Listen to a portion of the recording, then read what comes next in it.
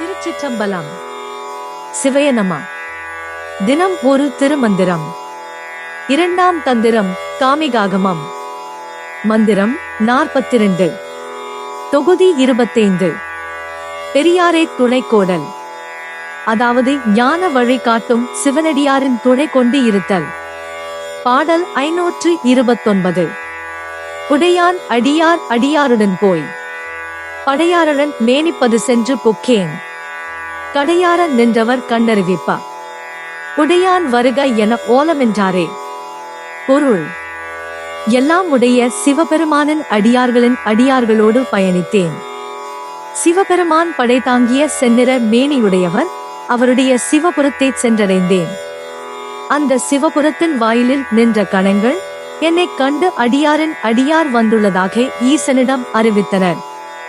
எல்லாம் உடைய சிவபெருமான் அவர் வரட்டும் என்று உரத்த குரலில் திருவாய் மலர்ந்தருள சிவகணங்கள் மகிழ்ச்சியுடன் வரவேற்றனர். Meaning: I travel with the servants of the Lord Shiva, the all-powerful. Lord Shiva is the one with the red mane of his army. I reached his Shivpuram. The Ganas standing at the gate of that Shivpuram saw me and informed the Lord that the servant of the servant had arrived.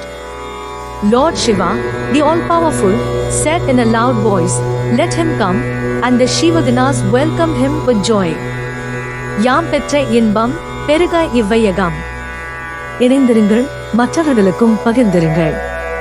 May the joy we have received be experienced by the whole world. Stay united and share it with others. உங்களுக்கு இந்த video பிடித்திருந்தால் மற்றவர்களுக்கு share செய்து நீங்களும் subscribe செய்து சிவன் அருள் பெறுங்கள். Presented by Subha Srinivasan. Tamil இலக்கிய பாசறை, கோவை.